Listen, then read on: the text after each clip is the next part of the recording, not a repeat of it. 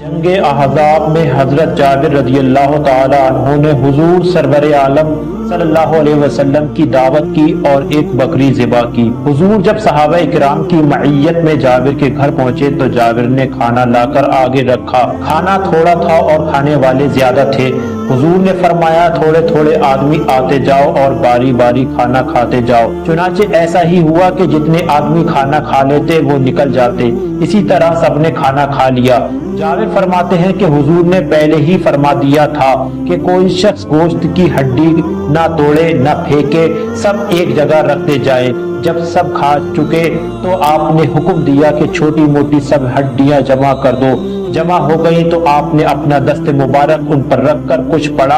आपका दस्ते मुबारक अभी हड्डियों के ऊपर ही था और ज़बान मुबारक से आप कुछ पढ़ ही रहे थे कि वो हड्डियां कुछ का कुछ बनने लगी, यहाँ तक कि गोश्त पोस्ट तैयार हो